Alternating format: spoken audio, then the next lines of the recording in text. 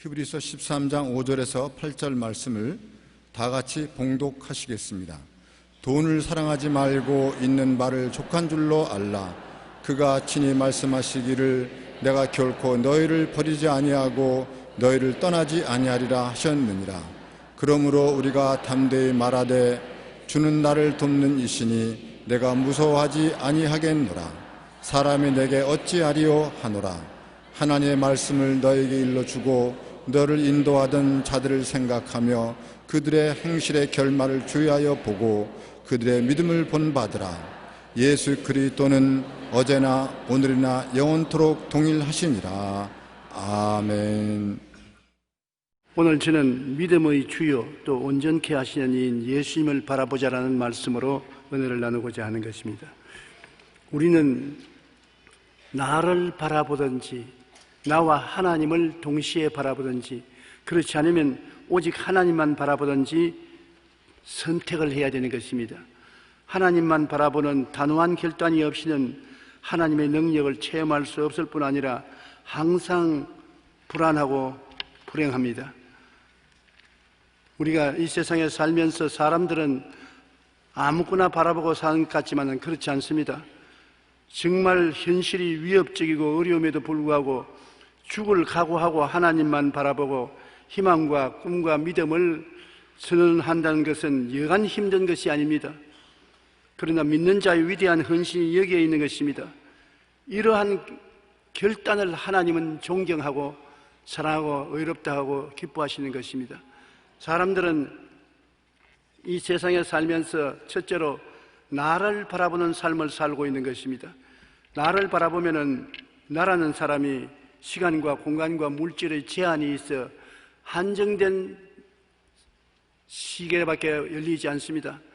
내가 나를 바라보고 나를 의지하고 살다면 나의 능력은 한계가 있고 나의 힘은 제한된 힘이기 때문에 여러 가지 어려움에 봉착하면 해결할 수 없는 어려운 고통을 당하게 되는 것입니다. 성경에 보면 빌립은 자기가 처한 입장에서 예수님의 부탁을 계산해보고 불가능을 선언했습니다. 자기의 능력으로 예수님의 부탁을 시행하려고 해보니 도저히 안 되기 때문에 주님 앞에 못한다고 고백을 하게 된 것입니다. 요한복음 6장 1절로 7절에 보면 그 후에 예수께서 디베리아 갈릴리 바다 건너편으로 가심에 큰 무리가 따르니 이는 병자들에게 행하시는 표적을 보았음이로라. 예수께서 산에서 오르사 제자들과 함께 거기에 앉으시니 마침 유대인의 명절인 유월절이 가까운지라 예수께서 눈을 들어 큰 무리가 자기에게 오는 것을 보시고 빌립에게 이르시되 우리가 어디서 떡을 사서 이 사람들을 먹이겠느냐 하시니 이렇게 말씀하시면 친히 어떻게 하실 줄을 아시면서 빌립을 시험하고자 하신 것입니다. 빌립이 대답하되 각 사람으로 조금씩 받게 할지라도 200데나리온의 떡이 부족하리이다. 주님께서 빌립을 보고 이 사람들에게 어떻게 먹일고 하면 주님이 아십니다. 주님 시킨 대로 하겠습니다. 나는 주님을 믿습니다 하시면 좋겠는데 자기가 당장 계산해 보았습니다. 남자만 5,000명, 부녀자 기만 명, 조금씩 떡을 줄지라도 200데나리온은 돈이 필요한데 돈도 없고 떡 살 곳도 없고 먹일 수가 없다. 주님 먹일 수가 없습니다. 왜? 자기의 능력을 바라보기 때문에 그런 것입니다. 주님을 모시고 있다는 것을 잊어버린 것입니다. 자기를 바라보면 환경의 노예가 되고 마는 것입니다. 이스라엘 백성이 가데스 바네아에서 가나안 땅에 들어가기 전에 10명의 정탐꾼을 보냈는데 12명 중에 10명은 자기의 노예가 되었었습니다. 자기의 능력을 가지고 모든 것을 보았었어요. 민수기 13장 31절로 33절에 그와 함께 올라갔던 사람들은 이르되 우리는 능히 올라가서 그 백성을 치지 못하리라.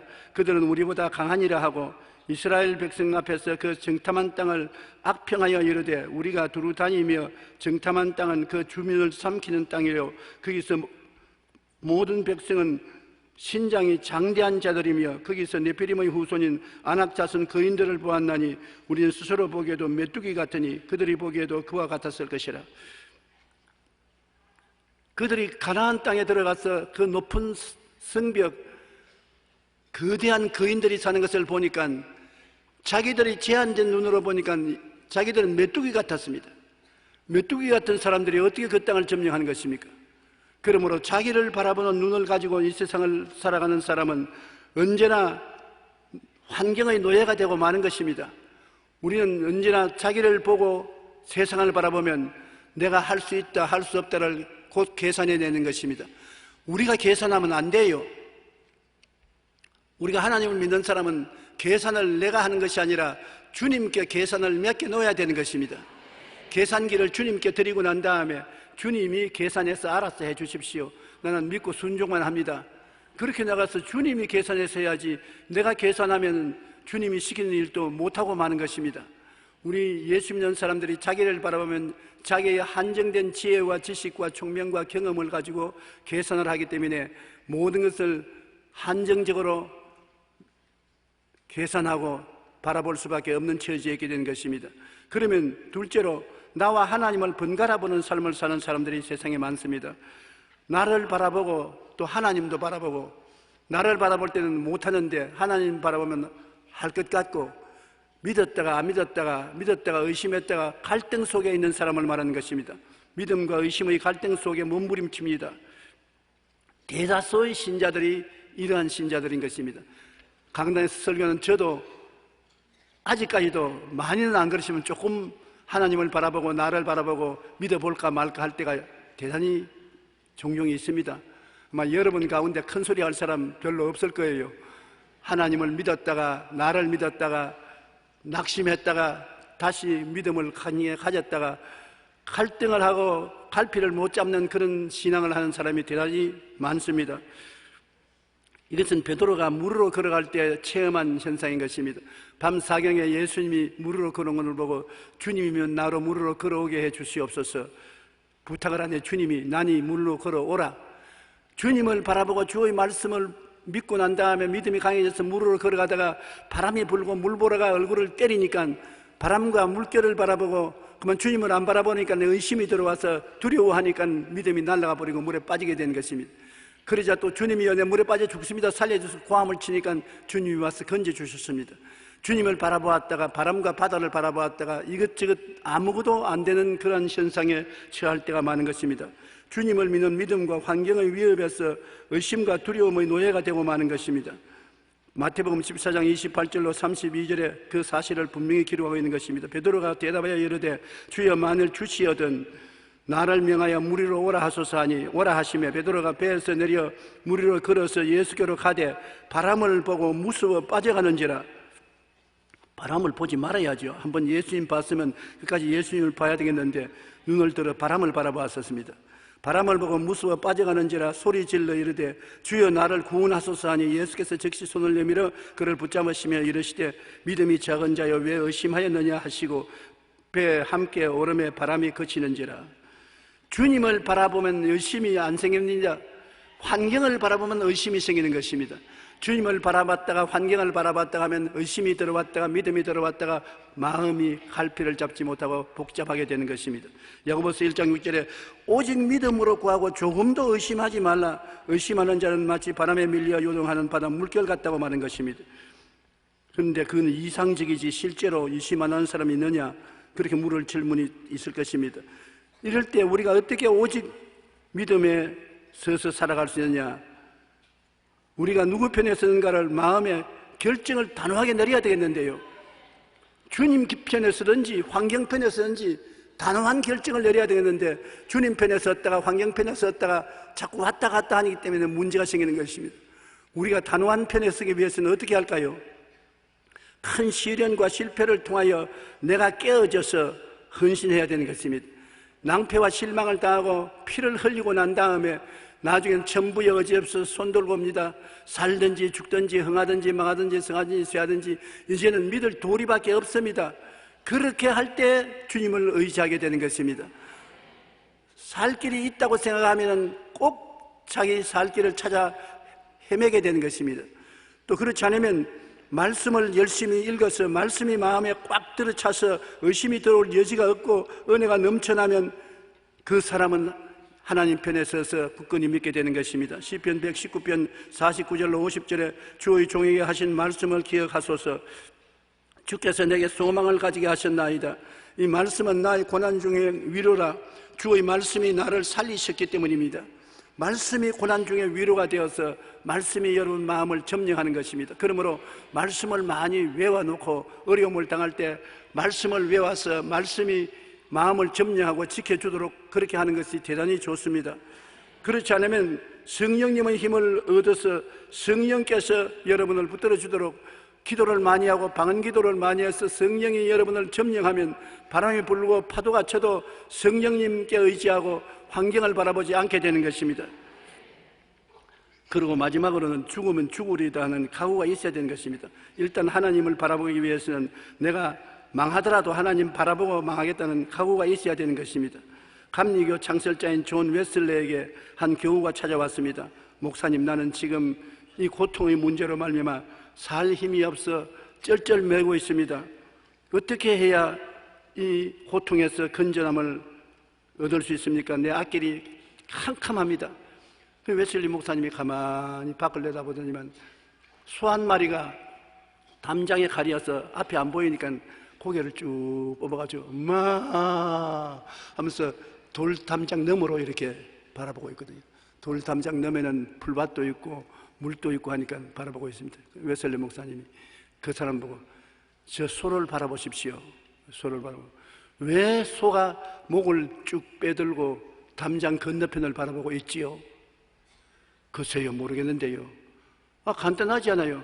담장을 통해서는 안 보이기 때문에, 담장보다 키가 커야 되기 때문에 목을 뽑아서 담장 위에 내놓고 푸른 풀밭과 흐르는 물을 바라볼 수 있지 않습니까?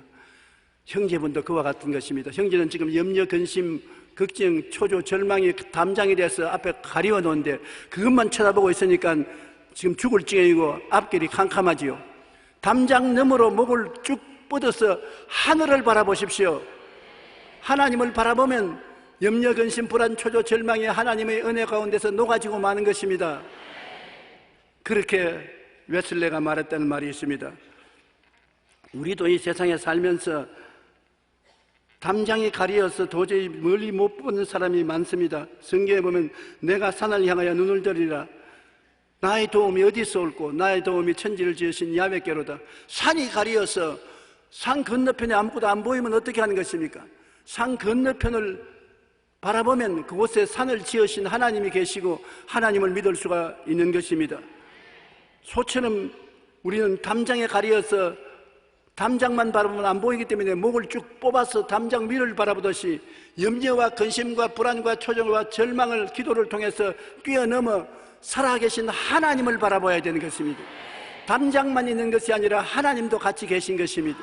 하나님을 바라보고 하나님을 믿고 기도하면 하나님께서 믿음을 주셔서 환경을 극복할 수 있게 해주시는 것입니다. 우리 눈앞의 언덕만 바라보고 절망하지 말고 그 뒤에 있는 넓고 푸른 초원을 보아야겠고, 비구름만 보지 말고 그 뒤에 있는 햇볕을 보아야 하겠고, 자기의 소망을 피조물이나 인간에게 두는 것은 어리석은 일이기 때문에 우리의 도움은 천지를 지으신 하나님께로부터 오기 때문에 하나님을 바라보아야 되는데, 마귀는 하나님 못 보게끔 자꾸 앞에 담장을 세우는 것입니다.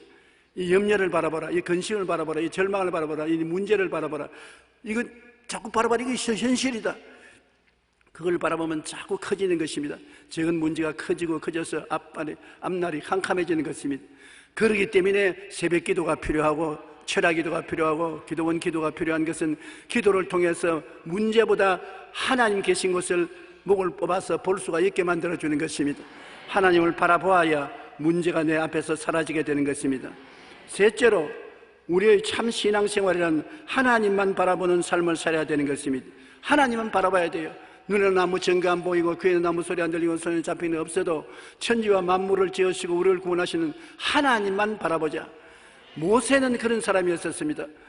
300만 이스라엘 백성을 거느리고 애굽을 떠나 나오는데 바로왕이 대군대를 동원해서 습격해서 따라오면 피할 곳이 없습니다. 군대도 없고 무기도 없는데 어떻게 하는 것입니까?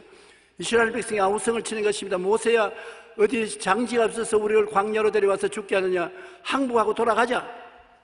그러나 모세는 오직 그 담장 넘어 계신 하나님만 바라보는 것입니다. 애굽의 병거와 군대들을 뛰어넘어서 천지와 만물을 지으신 하나님을 바라보았던 것입니다. 하나님 앞에 그들을 비교하면 아무것도 아니죠. 출애굽기 14장 13절로 14절 다 같이 한번 읽어보십시다. 모세가 백성에게 이르되 너희는 두려워하지 말고 가만히 서서 야훼께서 오늘 너희를 위하여 행하시는 구원을 보라. 너희가 오늘 본 애국 사람을 영원히 다시 보지 아니하리라.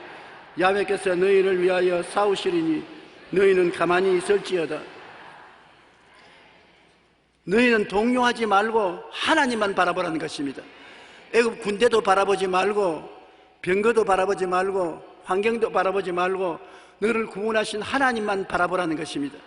그러면 하나님께서 건져주신다. 이 믿음이 참 믿음인 것입니다. 나를 바라보면 모든 일에 내가 한계가 있어서 더 이상 나가지 못해요. 나와 환경을 동시에 바라보면 의심이 생겨서 불안해서 살아갈 도리가 없어요. 나도 바라보지 말고 나와 환경을 번갈아 바라보지 말고 오직 주님만 바라보는 것입니다. 하나님의 약속의 말씀을 듣고 보고 생각하고 말씀에만 서서 나가는 것입니다. 이것은 힘든 일이지만 그렇게 할 때에 기적이 나타나는 것입니다. 하나님만 바라보고 하나님을 우리가 잘 깨달아 알고 말씀을 알고 하나님 안에서 꿈과 희망을 가지는 것입니다. 환경에서 꿈과 희망이 없었기 때문에 하나님 안에서 할 수 있다 하면 된다 해보자 꿈과 희망을 가지고 믿는 것입니다. 도저히 의지할 곳 없는데 하나님 앞에서 기적이 일어날 것을 믿고 담대하게 하나님이 우리와 같이 계심으로 하나님을 바라본다고 우리가 외쳐야 되는 것입니다. 시편 123편 1절로 2절에 하늘에 계신 주여 내가 눈을 들어 주께 향하나이다. 상전의 손을 바라보는 종들의 눈같이 여주인의 손을 바라보는 여종의 눈같이 우리의 눈이 야훼 우리 하나님을 바라보며 우리에게 은혜 베풀어 주시기를 기다리나이다. 종이 주인의 손만 바라보는 것입니다. 다른 길 바라보면 목이 날아가요. 주인이 무엇을 시킬지 모르니까 여종이 주모의 손만 바라보는 것입니다. 그처럼 우리가 하나님만 바라봐야 되는 것입니다. 종이 주인의 손도 바라보고 친구들하고 게임할 것도 바라보고 이것도 바라보고 저것도 바라볼 때 주인이 이리 오라 할 때 게임에 젖어서 정신을 못 차리다가 주인을 섬기지 못하면 주인이 너는 파민이라고 말할 것 아니겠습니까? 우리가 세상에 취해서 있다가 하나님을 바라보고 하나님을 바라보다가 세상을 취해 있고 그러면 하나님이 말씀할 때 귀를 기울여 들을 수가 없게 되는 것입니다. 하나님만 알고 하나님을 안에서 우리는 모든 꿈과 환상과 믿음을 가지고 나가야 되는 것입니다. 담대한 신앙을 갖고서 우리는 하나님만 의지한다고 외쳐야 되는 것입니다. 하나님을 바라보는 것은 앤드류 머레이 목사님이 이런 말을 했습니다. 우리가 하나님을 바라보면 만사가 형통하게 된다고 말하는 것입니다. 하나님을 마음속에 간직하고 하나님 안에서 내 꿈과 환상을 갖고 믿음을 갖고 하나님만 의지한다고 입으로 시인하면서 모시고 있으면 하나님이 우리 가슴 속에서 역사하기 시작하는 것입니다. 하나님은 환경에서부터 역사하는 것이 아니라 여러분 가슴 속에서부터 역사하기 시작하는 것입니다. 내 가슴이 텅 비었으면 환경에서 아무리 하나님을 찾아도 찾을 수가 없는 것입니다. 하나님은 여러분 가슴 속에 와서 여러분 마음을 점령하고 난 다음에 그곳에서 여러분 환경을 다스리는 것입니다. 그렇기 때문에 가슴 속에 하나님을 꽉 모시고 하나님 뜻을 따라서 생각하고 꿈꾸고 말하면 하나님이 여러분을 통해서 역사하는 것입니다. 미국의 노먼 빈셀트 필 목사님은 낙심과 불안 가운데 소망을 하나님께 둔다면 반드시 인생의 성공을 경험할 것이라고 말한 것입니다. 낙심과 소망을 바라보지 말고 하나님을 바라봐서 하나님이 마음을 점령하게 해야 되는 것입니다. 우리는 눈을 들어 결코 우리를 버리지 아니하시고 떠나지 아니하시는 영원하신 하나님을 바라보고 이 하나님을 마음속에 모셔야 되는 것입니다. 이것이 바라봄의 법칙의 중요한 것입니다. 나를 바라보고 있으면 내 밖에 안 보여요. 내가 뭘 할 수 있습니까? 여러분 뭘 할 수 있어요? 지혜와 총명과 모략과 재능과 지식이 하나님처럼 탁월하지 못하기 때문에 여러분보다 큰 것은 감당을 못하지요. 하나님과 환경은 이것 보고 저것 보고 이것 보고 저것 보면 나중에 눈이 어지러워지고 집중된 믿음을 못 가지지요. 오직 하나님만 바라본다. 환경을 바라보지 않는다. 바람이 불고 파도가 치도 하나님만 바라본다. 그러면 그 하나님의 마음속을 점령하게 되는 것입니다. 무엇을 바라보든지 바라보는 것이 우리 마음을 점령하는 것입니다. 컴퓨터를 끊임없이 바라보고 있으면 컴퓨터가 마음을 꽉 채우게 되고, 게임을 늘 바라보고 있으면 게임이 마음속에 꽉 채우게 되고, 잡지의 스토리만 자꾸 생각하면 잡지가 내 마음을 꽉 점령하게 되고, 하나님 말씀을 늘 생각하고 바라보면 말씀이 마음을 점령하게 되는 것입니다. 마음에 무엇이 점령하는가가 여러분의 환경을 다스리는 것입니다. 지킬 만한 것보다 내 마음을 지켜라. 생명이 그러니 이에서 난다고 말한 것입니다. 그렇기 때문에 우리가 하나님을 바라보는 것은 하나님으로 말미암아 마음이 점령당하는 것을 말하는 것입니다. 바라봄의 법칙이 그렇게 중요한 것입니다. 우리가 아무리 믿음이 안 생기는 것도 하나님을 바라보면 마음이 하나님께 점령되면 믿음이 생겨나는 것입니다.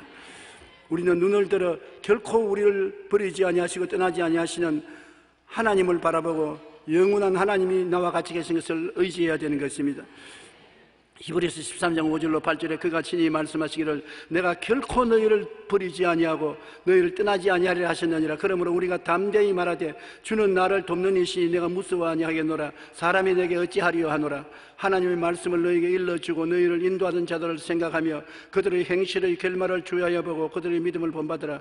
예수 그리스도는 어제나 오늘이나 영원토록 동일하시니라. 예수님은 죽었다가 부활하심으로 말미암아 부활 이후에는 시간과 공간을 초월해서 옛날이나 오늘이나 내일이나 똑같이 우리와 같이 계신 것입니다. 그러므로 우리는 눈을 들어 언제나 십자가를 바라봐야 되는 것입니다. 우리가 십자가를 바라보고 십자가의 진리가 우리 마음을 점령하면 그것이 우리 생활에 나타나게 되는 것입니다. 믿음의 주여 온전케 하시는 예수님을 힘차게 바라보고 갈보리 십자가를 바라보고 십자가를 통해서 우리 마음이 점령을 당해야 되는 것입니다. 히브리서 12장 2절에 믿음의 주여 또 온전케 하시는 예수를 바라보자. 그는 그 앞에 있는 기쁨을 위하여 십자가를 참으사 부끄러움을 개의치 아니하시더니 하나님 보좌 우편에 앉으셨느니라. 십자가를 바라보고 십자가의 의미를 마음속에 되새겨야 되는 것입니다. 여러분, 십자가를 바라보고 무슨 꿈을 꾸는 것입니까? 십자가를 바라보면 마음속에 용서의 꿈을 꾸게 되는 것입니다. 십자가를 바라보면 거룩하고 성령 충만의 꿈을 꾸게 되고, 십자가를 바라보면 치료받고 건강하게 되는 꿈을 꾸게 되고, 십자가를 바라보면 저주에서 해방되어 아브라함의 축복을 받는 꿈을 꾸게 되고, 십자가를 바라보면 사망과 음부를 극복하고 영생 복락을 얻는 꿈을 마음속에 그리게 되는 것입니다. 십자가의 보혈은 하나님께서 여러분 가슴 속에 그림을 그리는 붓이 되는 것입니다. 그러므로 십자가를 바라보고 그 의미를 생각하면 여러분 마음속에 확실히 변화된 생각이 마음을 점령하게 되고 변화된 꿈이 마음을 점령하게 되는 것입니다. 십자가를 바라보고 여러분은 구원받은 것을 확신하시기를 바랍니다. 용서받은 의인의 꿈을 꾸면 그대로 용서받은 의인이 됩니다. 거룩하게 된 꿈을 꾸게 되면 거룩하게 되고 성령 충만하게 되는 것입니다. 십자가를 바라보고 내가 건강하게 되고 치료받은 나를 상상하고 꿈꾸게 되면 내 믿은 대로 꿈꾼 대로 되는 것입니다. 십자가를 바라보고 축복을 받는 꿈을 늘 꾸게 되면 축복의 길을 걸어가게 되는 것입니다. 영생을 꿈꾸면 영생을 꿈꾼 대로 가게 되는 것입니다. 하나님께서는 여러분 마음속에 꿈꾼 것을 가지고서 환경을 다스리고 여러분을 이끌어 나가는 것입니다. 그 마음의 꿈을 십자가를 통해서 그려놓으면 틀림없이 그건 이루어지는 것입니다. 주님께서 보혈을 통해서 여러분이 체험해야 될 것을 십자가에 다 이루어 놓았기 때문인 것입니다. 용서와 의를 바라보고 거룩함과 성령 충만을 바라보고 치료와 건강을 바라보고 아브라함의 축복과 형통을 바라보고 부활과 영생과 천국을 바라보면 여러분의 생활 속에 오중복음의 역사가 나타나게 되는 것입니다. 바라보고 마음의 꿈이 분명하면 없는 것을 있는 것까지 담대하게 말하십시오. 말이 바로 믿음을 유도하는 것입니다. 없는 것을 있는 것까지 말하는 것입니다. 나는 용서받은 의인이다. 아이고 아직까지 죄 지으면서 무슨 소리 하는 것이냐. 그렇잖아요. 주님은 변화무쌍한 시몬을 보고 너는 베드로라고 말한 것입니다. 반석이라고 말했었습니다. 아침이 다르고 저녁이 다른 베드로, 변화한 베드로를 사람들은 다 시몬 갈대라고 불렀는데 갈대가 반석이 되었었습니다. 주님이 잘못 불렀다고 생각했는데 나중에 보니까 시몬은 베드로 반석이 되고 말한 것입니다. 사울이 바울로 하나님의 이름을 변해 주셨는데 사울은 내가 제일 잘났다, 교만하고 오만한 자인 것입니다. 그러나 사울을 하나님이 바울로 변화시켜줬는데 바울은 겸손하고 제일 못난 자라는 것입니다. 낮아진 자. 바울은 겸손하고 못났다고 생각하지만 하나님이 사용하는 아름다운 그릇이 된 것입니다. 오늘날 여러분 입으로 강하고 담대하게 없는 것을 있는 것 같이 말을 해야 되는 것입니다. 나는 건강하다. 나는 씩씩하다. 나는 평안하다. 나는 기쁘다. 나는 행복하다. 나는 용서한다. 나는 사랑한다. 말을 해야 되는 것입니다. 마음의 꿈꾼 바를 입술로 말하면 능력이 되어서 그것이 역사하기 시작하는 것입니다. 원수를 사랑하려고 아무리 애를 써도 마음속으로는 안 돼요. 저놈 죽일 놈 벼락을 맞아라. 자꾸 그런 생각이 나거든. 그러나 내가 저를 사랑한다, 용서하고 사랑한다 그러면 마음속에 사랑이 용서하고 사랑하는 꿈을 꾸게 만들어서 마음의 변화를 가져오는 것입니다. 없는 것을 있는 것까지 부르면 그것이 마음속에 이루어지고 마음속에 이루어진 것이 실제 생활에 이루어지게 되는 것입니다. 로마서 4장 17절에 그가 믿는 바 하나님은 죽은 자를 살리시며 없는 것을 있는 것으로 부르시는 이시니라. 하나님은 여러분을 보시고 미래에 일어날 일을 지금 벌써 일어난 것처럼 말해주는 것입니다. 아브라함은 자식이 없는데 아브라함으로 이름을 바꾸어서 많은 민족의 조상이다. 너희 아내는 사리가 아니라 사라다. 여주가 되었다. 많은 자식의 어머니가 되었다. 자식이 없는데 하나님이 이름을 바꾸었습니다. 없는 것을 있는 것 같이 미래에 일어날 일을 현재 부르기 시작하는 것입니다. 온 동리 사람이 다 치매에 걸렸다고 고개를 설레설레 흔들었었습니다. 그러나 치매에 걸린 것이 아니라 없는 것을 있는 것까지 부르니까 나중에 없는 것이 있게 된 것입니다.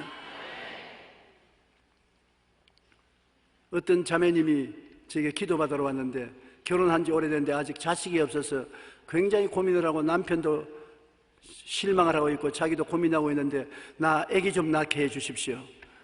그래서 아기를 낳으려거든 남편하고 여행을 같이 하라. 남편하고 즐거운 시간을 많이 가져라. 그것뿐 아니라 말을 바꾸어라. 나는 아기가 없다고 하지 말고 나는 아기를 가지고 있습니다. 나는 아기의 어머니가 되었습니다.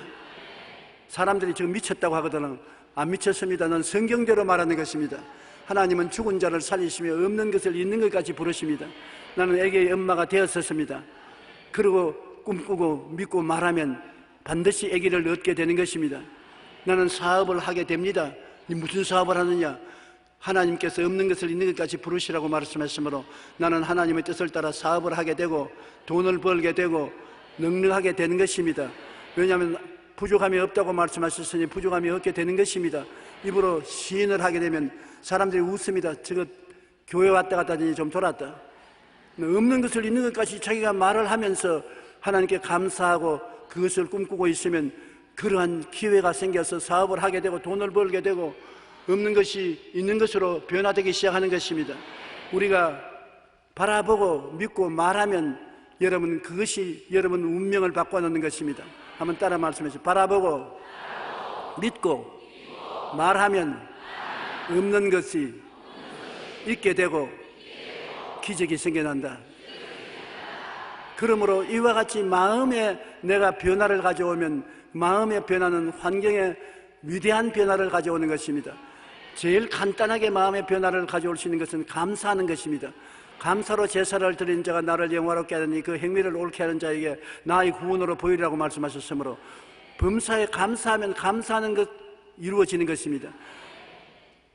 내가 옷을 입는 것을 기쁘게 생각해서 새 옷을 입을 때마다 하나님 감사합니다. 새 옷을 주셔서 감사합니다 하면 있는 자에게는 더 준다고 에라 더 가져라 더 좋은 옷을 줄 수가 있는 것입니다. 내가 판잣집에 있으면서 하나님 그래도 비를 가리우고 바람을 가리우고 살 수 있는 판잣집을 주시면 감사합니다. 감사합니다. 좀 더 좋은 데 집이면 더 좋겠지만 이것도 감사합니다. 그러면 좋은 집이 생겨나는 것입니다. 내가 수입이 한 달에 300만 원이면 300만 원도 참 감사합니다. 500만 원쯤 되면 더 좋겠지만 300만 원도 감사합니다. 감사합니다. 아니 그게 자라서 500만 원이 될 수 있는 것입니다. 감사가 위대한 힘이 있습니다. 좋을 때만 감사하지 말고 안 좋을 때 감사해야 안 좋은 것이 좋게 되는 것입니다. 억지로 감사하는 건 거짓 아니냐? 거짓이 아니라 이것이 치료제요 처방제인 것입니다. 약한 사람은 하나님 아버지 나에게 건강 주심을 감사합니다. 이만해도 감사합니다. 감사합니다면 그 감사한 대로 건강하게 되는 것입니다. 무엇이든지 감사하는 대로 이루어지게 되는 것입니다. 감사는 자기와 똑같은 것을 이루는 하나님의 축복이 실려 있는 것입니다. 감사는 축복을 싣고 오는 하나님의 열쇠인 것을 잊지 마시기 바랍니다. 없는 것을 있는 것 같이 선언하고 감사하는 여러분 되시기를 주님 이름으로 축원합니다. 골로새서 2장 6절로 7절에 너희가 그리스도 예수를 주로 받았으니 그 안에서 행하되 그 안에 뿌리를 박으며 세움을 받아 교훈을 받은 대로 믿음에 굳게 서서 감사함을 넘치게 하라. 그 다음 시편 146편 2절로 5절 우리 다 같이 읽어보십시다. 나의 생전에 야훼를 찬양하며 나의 평생에 내 하나님을 찬송하리로다. 귀인들을 의지하지 말며 도울 힘이 없는 인생도 의지하지 말지니 그의 호흡이 끊어지면 흙으로 돌아가서 그날에 그의 생각이 소멸하리로다. 야곱의 하나님을 자기의 도움으로 삼으며 야훼 자기 하나님에게 자기의 소망을 두는 자는 복이 있도다. 하나님께 소망을 두고 생전에 야훼를 찬양하고 한평생에 하나님을 찬송하고 하나님을 찬양하면은 하나님께서 그 위대한 기적의 역사를 우리를 위해서 이루어주는 것입니다. 노래는 부를 때까지 노래가 아니고 아무리 좋은 노래를 가슴에 간직하고 있어도 불러야 되지요. 안 부르면 안 돼요. 포항에 가서 부흥회를 여는데 오늘 비디오에서 봤지만 제가 첫날 설교를 하고 다음날 김정한 목사님이 하고 셋째 날에 김삼환 목사님이 했는데 나는 찬송을 한 곡조도 안 불렀는데 김삼환 목사님은 무려 찬송을 7곡조나 불렀답니다. 한 번 설교에. 그래서 교인들이 찬송을 듣고 좋아했다고 그렇게 말하면 나의 보고를 하는데 찬송이 아무리 가슴 속에 있어도 불러야 찬송이지 안 부르면 자기 혼자 속으로만 알았지 다른 사람은 찬송인지 모르지 않아요. 그같이 노래는 부를 때까지 노래가 아니고 종은 울릴 때까지 종이 아니며 사랑은 표현할 때까지 사랑이 아니고 축복은 감사할 때까지 축복이 아니라고 말하는 것입니다. 축복은 감사를 해야 축복으로 나타나요. 축복 안 하면 감사 안 하면 축복이 안 나타나요. 사랑도 아무리 사랑합니다 해도 표현을 해야 표현이지 사랑이 되지 표현도 안 하고서 속으로만 사랑하고 있으면 그 무슨 소용이 있는 것입니까? 떡조각 하나라도 가지고 가서 나누어 주면서 사랑합니다 하면 너 떡조각만 지금 사랑하는구나. 증명이 되는 것입니다. 증명이 안 되면 사랑이 아니지요. 우리가 성인이 되면 평균 26,000개의 단어를 알게 된다고 말합니다. 여러분이 사용하는 우리 한국어 단어가 26,000개를 평균으로 사용하게 되는 것입니다. 그 중에 다른 사람을 가장 기쁘게 하는 최고의 단어가 뭐겠습니까? 감사합니다. 하나님을 가장 기쁘시게 하는 인간의 언어도 무엇이겠습니까? 감사합니다. 감사로 제사를 드리는 자가 나를 영화롭게 한다고 말하는 것입니다. 그 행위를 옳게 하는 자에게 하나님의 구원으로 보이겠다고 말하는 것입니다. 믿음의 주요 온전케 하시는 이는 예수님을 바라보고 하나님께 감사하고 찬미하면 우리는 하나님과 함께 있게 되며 행복으로 가는 문이 열리게 되는 것입니다. 매사의 모든 일에 감사하면 모든 염려와 근심과 걱정도 감사의 힘에 의해서 사라져버리고 마는 것입니다. 우리의 눈이 영원하신 하나님을 바라보고 하나님이 마음속에 꽉 들어차고 하나님을 감사할 때 탄식이 변하여 기쁨이 되고 제 대신에 화관을 쓰게 되는 놀라운 구원을 체험하게 될 것인 것입니다. 아프리카의 최남단 남아프리카 공화국은 영국 연방의 자치령으로 오랫동안 백인들의 정권을 쥐고 경제권을 독점하며 백인들만 잘 살았지 흑인들은 엄청난 핍박을 받고 노예 생활을 했는 것입니다. 흑인들이 전체 인구의 70%가 넘지만 그들의 생활은 비참하게 짝이 없었습니다. 흑인 인권 운동을 하다가 백인 정부에 의해 26년간이나 감옥 생활을 한 넬슨 만델라는 젊은 시절 감옥에 들어가서 백발이 희끗희끗해서 풀려나왔습니다. 한번 생각해 보십시오. 젊은 시절 민권 운동을 하다가 26년간 감옥살이 했으니까 살아남은 것도 기가 막히지 않습니까? 넬슨 만델라가 갇혀있던 감옥을 구경한 적이 있습니다. 겨우 한 평도 안 되는 좁은 방에 겨우 누우면 꽉 들어찹니다. 그런 방에서 26년간을 있었는데 건강을 유지하고 살았단 말입니다. 거의 대다수의 갇힌 죄수들이 병들어 죽었어요. 근데 넬슨 만델라는 살아서 나중에 남아공의 대통령까지 되었었습니다. 어떻게 해서 그렇게 건강해 되었느냐? 그 비법을 자시전에 다음과 같이 소개했습니다. 감옥에서 중노동을 하러 갈 때 사람들은 원망스러운 마음으로 질질 끌려갔었습니다. 그러나 감옥에서 자기는 중노동을 하러 매일 끌려나갈 때 하나님 감사합니다. 감옥 좁은 곳에 들어앉아 있는 것보다도 끌려나가서 중노동을 하더라도 저 푸른 하늘을 바라보고 나무를 바라보고 대기에 숨을 쉴 수 있으니 얼마나 복된 일인 것입니까? 감사합니다. 감옥에 들어있지 않고 중노동하러 바깥에 나온 것을 감사합니다. 긍정적으로 생각하고 감사했다는 것입니다. 푸른 하늘을 바라보고 새소리를 들으며 기쁜 마음으로 일한 것이 건강의 비결이었다는 것입니다. 그러니까 디프레스가 안 되고 마음이 기쁨과 즐거움으로 충만하여 건강하고 병을 이기고 살았다는 것입니다. 감방에서 좌절과 분노의 시간을 보내고 있을 때 사람들은 그 분노로 말미암아 병들어 죽고 가고 있을 때 나는 감방 뒤뜰에 채소나무를 바라보고 하나님이 채소를 세상에 주신 것을 기쁘게 생각하고 감사히 생각하고 하나님께 찬양을 드려서 순전히 마음의 감사로 말미암아 마음의 건강도 육체의 건강도 생활의 희망도 보존할 수 있었다는 것입니다. 그런 사람이 나중에 남아공의 대통령이 됐었어요. 대통령이 돼서 자기 주변에 있는 흑인 참모들이 백인들에게 복수를 하라고 원수를 갚으라고 다 그럴 때 그는 우리 남아공은 무지개 나라다. 적주왕, 황록, 청, 남자 7가지 색깔을 가진 사람들이 함께 섞여 사는 나라로서 우리는 백인과 흑인과의 구분을 해서는 안 된다. 다 한 동포로서 함께 살자고 함께 끌어안는 사랑을 가진 것도 그 감사하는 마음이 있었기 때문에 그렇게 된 것이겠습니다. 그래서 남아공은 잘 사는 나라입니다. 제가 남아공에 집회 가서 사람들이 인산인해로 모였는데 남아공은 잘 사는 나라가 된 것은 넬슨 만델라의 감사하는 마음 때문에 그 나라가 복수하지 않고 그렇게 화해하고 사랑하는 나라가 된 것입니다. 한번 따라 말씀하시죠. 우리는 감사로 하나가 되자. 그리스도인이 가져야 할 마음이 바로 감사하는 것입니다. 고난과 역경 가운데서도 믿음의 주에 온전케 하시는 예수님을 바라보고 예수님을 의지하고 감사하는 여러분 되셔야 하는 것입니다. 그러면 여러분의 생활이 변화를 가져올 수가 있는 것입니다. 우리가 바라보는 대상에 따라 삶이 달라지는 것입니다. 나를 바라보면 나 같은 인간이 되어요. 환경을 바라보면 환경과 같은 인간이 되어요. 하나님을 바라보면 하나님과 같은 사람이 되고 마는 것입니다. 사람은 그 무엇을 바라보는가가 그 마음을 점령하게 되는 것입니다. 굉장히 중요하지요. 자기만 바라보면 자기 같은 인간 이외에는 안 되지요. 그러므로 아무런 위대한 일을 이룰 수가 없지요. 환경을 바라보면 나쁜 환경에 사는 사람은 거의 나쁜 환경으로 물들어가는 것입니다. 애들이 빈민촌에서 살면 도박하는 것, 술 취하는 것, 깽단 싸우는 것만 바라보게 되면 자라나면서 도박을 하게 되고 깽단이 되고 술 취하게 되는 것입니다.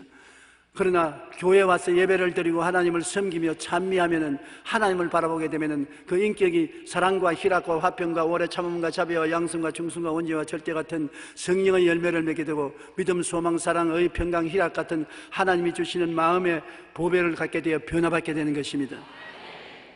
뉴욕의 할렘가에 아주 열악한 환경에 전부 도박하고 싸우고 술 취하는 가운데 한 여전조사가 들어가서 그들 자식들을 끌어모아 가지고서 성경을 가르치고 사랑해주고 찬송을 가르치고 도와주었습니다. 한 30년이 지나고 난 다음에 대학 교수가 나가서 조사를 해봤는데 그 여전도사가 길러진 애들은 나가서 다 좋은 시민이 되고 사장이 되고 교수가 되고 군인이 되고 훌륭한 사람이 되었는데 그 여전도사의 사랑을 받지 못한 애들은 부모들과 똑같이 도박꾼이 되고 싸움꾼이 되고 술 주정뱅이가 되었다는 것입니다. 그 여전도사 한 사람의 가마력이 하나님을 바라보게 만들고 하나님을 바라보는 사람마다 그렇게 변화를 가져오게 된 것입니다. 이러므로 바라봄의 법칙이 얼마나 중요한지요. 그러므로 하나님께서는 아브라함에게 가르쳐 준 것이 내가 내게 지시할 땅으로 가라. 하나님께서 내 전토 친척 아비 집을 떠나 내가 내게 지시하는 것, 그 땅을 바라보고 가라. 가나안 땅을 보고 가라고 말고 가나안 땅을 줄 때도 동서남북을 바라보라. 바라보는 땅을 너가 너 자신에게 주리니 영원하리라고 말했었으며 이삭을 주기 전에도 별들을 바라보라. 별들을 바라보면 너 자신이 그만치 많을 것이라고 말하는 것입니다. 여러분도 오늘 이 시간부터 갈보리 십자가를 바라보십시오. 십자가를 늘 바라보십시오. 환경을 바라보면 절대로 환경을 벗어나지 못합니다. 나를 바라보는 사람은 나를 벗어나지 못하고 환경을 바라보는 사람은 환경을 벗어나지 못합니다. 그러나 십자가를 바라보는 사람은 자유와 해방을 얻게 되는 것입니다. 십자가를 바라보고 용서와 의를 꿈꾸면 그대로 되고, 거룩하고 성령 충만을 꿈꾸면 그대로 되고, 치료받고 건강을 꿈꾸면 치료와 건강을 얻게 되고, 아브라함의 복과 형통을 꿈꾸면 아브라함의 형통의 축복이 다가오게 되고, 부활 영생 천국을 꿈꾸면 천국이 여러분에게 다가오게 되는 것입니다. 바라보고 믿고 입술로 없는 것을 있는 것같이 시인하십시오. 그러면 새로운 변화가 여러분에게 다가오는 것입니다. 나와 세상을 바라보면 계산적이고 타산적이며 부정적인 사람이 되고 맙니다. 그러나 하나님을 바라보면 말씀을 받아들이게 되고 믿음으로 살게 되고 긍정적인 삶을 살게 되고 우리의 생활 속에 기적이 일어나게 되는 것입니다. 오늘 여러분은 모두 다 고개를 들어 하나님을 바라보고 하나님께 감사와 찬양을 드리는 삶을 살게 되시기를 주님 이름으로 축원합니다. 기도드리겠습니다. 하나님, 우리 아버지여, 우리 아버지께서 우리를 부르셔서 나만 바라보고 계산적이고 타산적이며 부정적이 된 나를 건져주시고 세상을 바라보고 세상에 물들어서 세상의 노예가 된 너를 건져서 하나님의 백성이 되게 만들어 주신 것을 감사합니다. 오늘 십자가를 통해서 예수 그리스도의 사랑과 하나님의 은혜를 항상 바라보게 도와주시옵시고 항상 믿게 되게 도와주시옵시고 입으로 시인하게 도와주시옵소서. 하나님을 닮아가는 삶을 살게 도와주시옵소서. 영혼이 잘됨같이 범사의 잘됨에 강건하고 생명을 얻게 넘치게 얻게 하여 주시옵소서. 예수님 이름으로 기도드립니다. 아멘.